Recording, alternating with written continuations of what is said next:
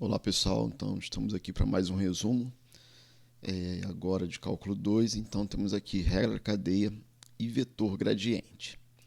Bom, então temos aqui dois teoremas, um teorema da regra cadeia de duas variáveis e um teorema da regra cadeia de três variáveis. Então, vou me focar aqui no teorema de duas variáveis, porque o de três variáveis, como o próprio nome diz, só vai aumentar uma variável e depois eu mostro aqui a pequena diferença. Então, temos aqui uma função de duas variáveis, uma função z que é igual a f de x e y, uma função definida num conjunto aberto U de R2, e gama de t, uma curva, em R2, de coordenadas x de t e y de t, onde t pertence ao intervalo da reta real, t é o parâmetro dessa curva aqui, que é uma parametrização da curva, tal que gama de i está contido em U, ou seja, a imagem desse intervalo aqui está contido em U.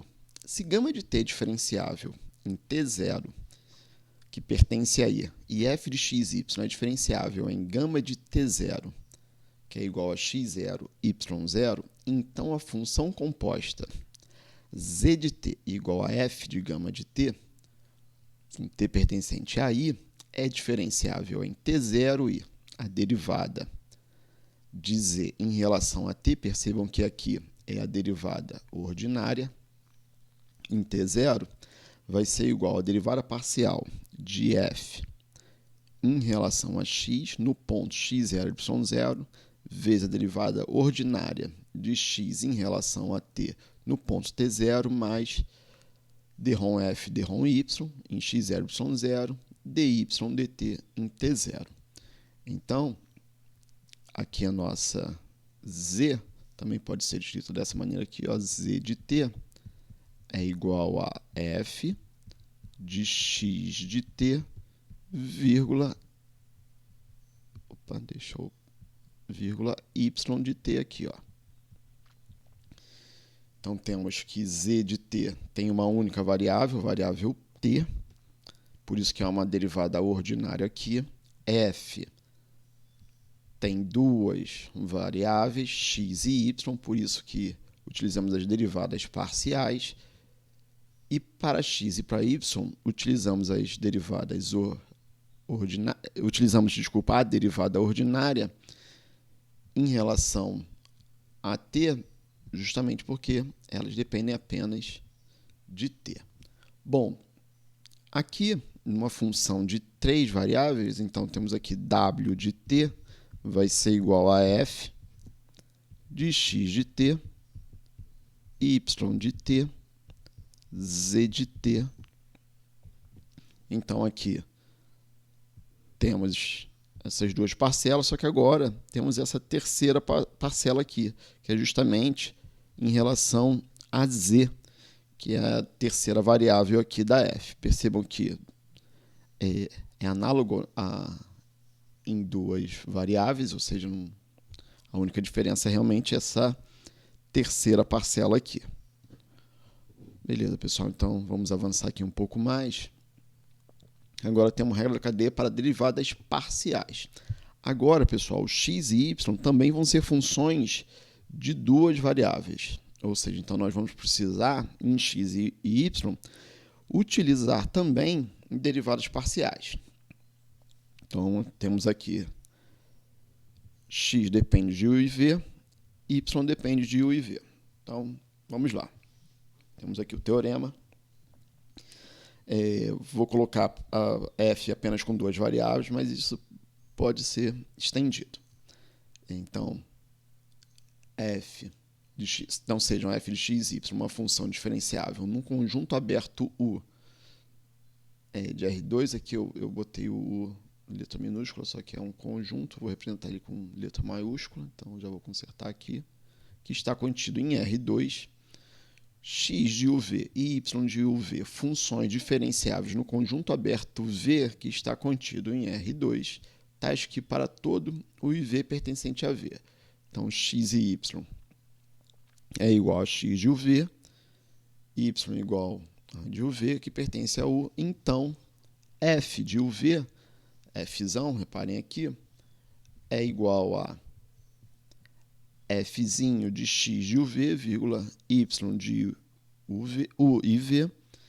Então, essa F tem derivadas parciais de primeira ordem no ponto UV, dadas por dρ Fzão, dρ U, é igual a derivada parcial de F em relação a x, vezes a derivada parcial de x em relação a U. Percebam que agora, aqui também estamos utilizando a simbologia de derivadas parciais, porque x também depende de duas variáveis, mais dρ F, dρ Y, vezes dρ Y, dρ U.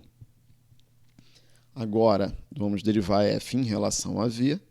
Então, derivada parcial de F em relação a V vai ser derivada parcial de F em relação a x, vezes derivada parcial de x em relação a V, mais derivada parcial de F em relação a y, vezes derivada parcial de y em relação a V.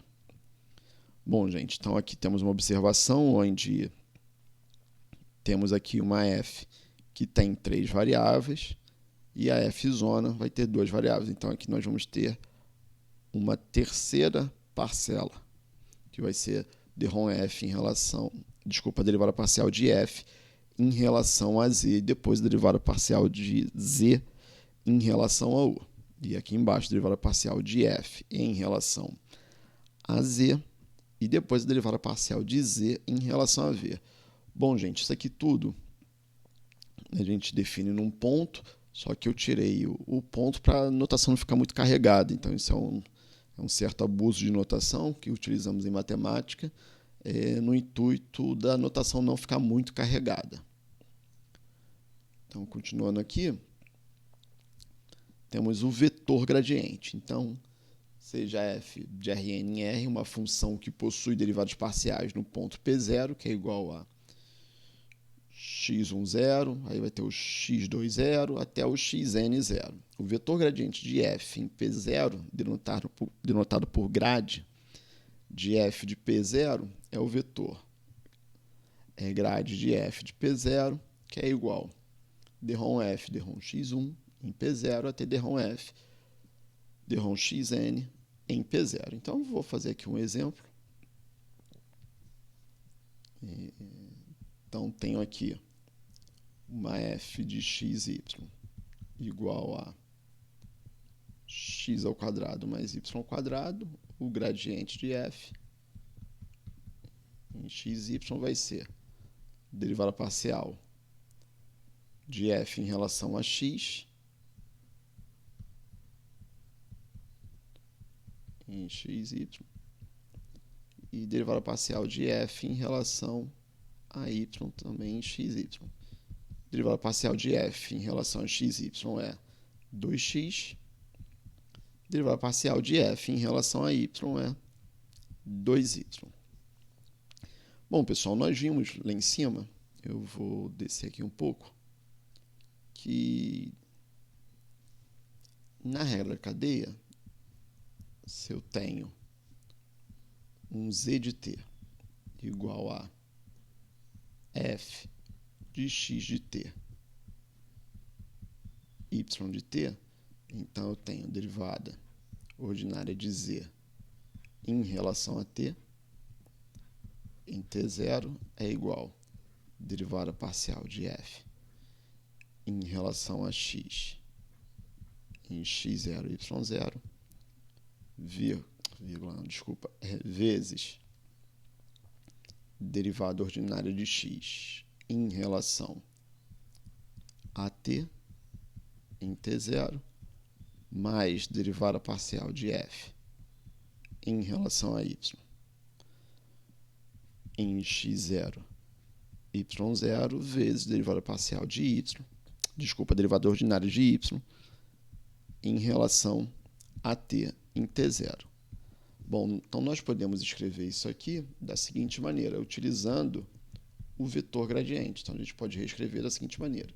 Isso aqui é igual ao gradiente de f. Repare que aqui o x0 e y0 é o gama de T0 é justamente o x de T0 e o y de T0. E isso aqui é o x0 e esse aqui é o y0.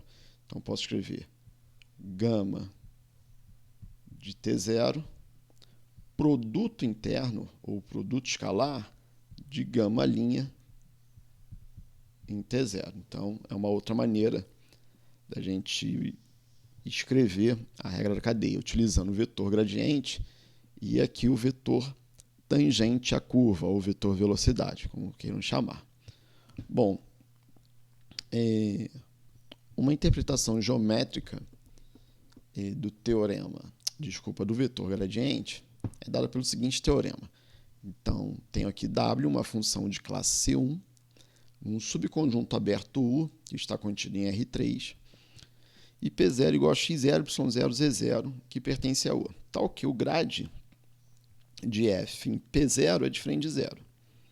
Se essa é a superfície de nível de equação f de x, y, z igual a k, onde k é uma constante que contém P0, então grade de f de P0 é normal a S em P0, ou seja, grade de f de P0 é perpendicular a qualquer vetor tangente a S em P0. Reparem que aqui, essa S, ela é uma... Vou tentar desenhar aqui. Ela é uma superfície de nível, tudo bem? Então, o nosso vetor gradiente, num ponto, vai ser normal a essa superfície de nível. Ou seja, normal a qualquer vetor tangente a essa superfície de nível. Ou seja, então aqui a gente pode concluir que o vetor gradiente é o vetor normal ao plano tangente. Aqui, se a gente tem um vetor tangente aqui, então a gente pode concluir isso e fazer algumas contas em cima dessa propriedade do vetor gradiente. Bom, gente, então ficamos por aqui. Até a próxima aula.